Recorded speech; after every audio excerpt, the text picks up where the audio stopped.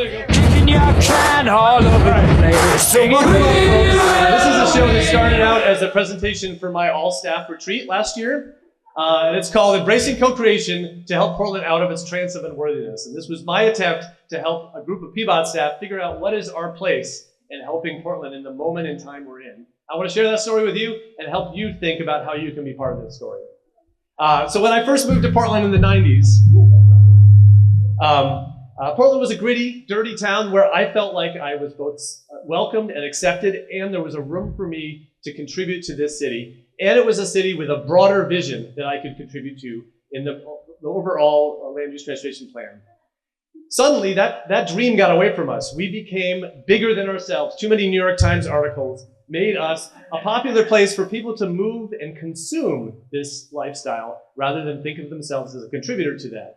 And I think that's part of the precipice that we found ourselves on. In particular, COVID hit Portland super hard. We found ourselves in a really hard struggling moment and started to question, was that dream possible? Are we capable of doing this broader, bigger vision as a city? We found ourselves with all of these real hard challenges of what it takes to be a compassionate city. Long enough. Yeah. It does not help any that we have systemic underinvestment in our Transportation Bureau. I grew a mustache just to try to help PBOT get better funding, and it seems to be working. You guys hear about council yesterday? Yeah. But people start to wonder about the social contract. Are we capable of figuring out how to synchronize our actions? And Portland, as the second work from home, second to San Francisco, this does not help it that we're all in our houses, living in our own little bubbles, consuming our food and our entertainment, maybe even our sex, all these things. That's not good, right? There you go. Now you guys are figuring this game out. That's not right. Exactly. So I believe that we need both economic recovery and community recovery. I feel like we are in a moment where we need to address loneliness as an epidemic and address it head on across all sectors of community. Yeah. There we go. All right. Yeah. As I was thinking about this, I came upon this concept of a trance of unworthiness. And this is what happens when you've endured prolonged hardship. You start to wonder whether or not good things can happen in your life anymore. You start to question whether that's possible. And so I started seeing articles talking about a doom loop, all these things. Is Portland over? Is this done? No. Right? Come on. Yeah. So this came from a woman named Tara Brach, who's a Buddhist teacher on the East Coast. If you know Tara Brach. So the trance of unworthiness, the way the antidote to trance of unworthiness, you have to recognize that you're in it, have some self-compassion, but then get the fuck out of the way of yourself and get going, right? So we need to find connection and start getting things moving. So in cities, connection is co-production, and that's co-creation. It's the process of delivering a public good through a mixture of public actors and private actors. That could be a rock star taking the garbage out, cleaning a storm drain, or reclaiming an intersection. And that's the type of actions that are available to us every day. At larger scale, that co-creation requires synchronization of the market, government, and community, the commons.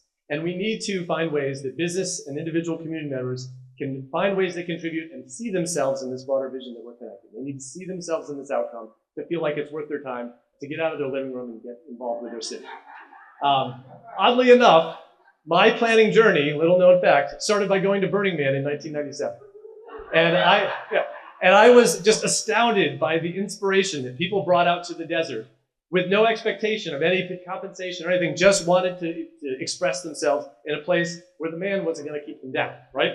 And that's the thing about Burning Man. On the last day, we burn down the man, and everyone goes back to their repressed lives in their cities where they can't get all the things happening, right? And so I wondered to myself, why can't a city be more welcoming of creation and activity? Why is that? Yeah, right. Especially when you think about that streets and parks are about 40% of our land in the city. That is a lot of public asset that we all together can care and curate. And we need to think about what is the best use of that land and space to create the best community outcomes. And we, at times, get stuck in our norms of how we are doing that. And some of that is that traditional roles, how we have set up our roles, is impeding co-creation and activity. And no, I don't know why there's no cyclists in this illustration. It was an anecdote illustration. But when you think about all of these individuals, they're each defending their own turf and what they need out of the city rather than what we could do together.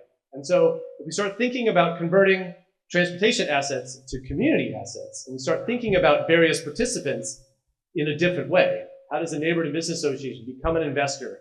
How does a building owner become a place champion? We're starting to create spaces that help those adjacent businesses, help those adjacent residents have the community they want. Portland's always been a city of vision. It's what drew me to moving here. And realizing that vision takes a whole series of small and large moves. And that's always been the way that we've made things happen. I think we're back at that moment again of how do we find the small moves that we can make happen together to then take on bigger moves. We know our streets need to change more, and we have examples from elsewhere in the world, not just Northern Europe, but all over the world, of where a community has taken that conversation head on and made radical change to how they allocate space. And that's what we need to do here in Portland.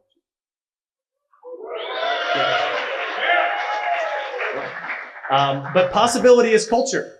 Right now, the expression of what we think is possible is a representation of our current culture.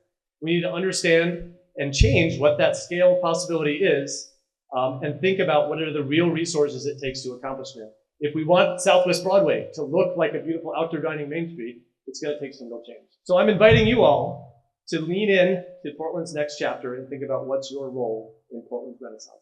Thank you.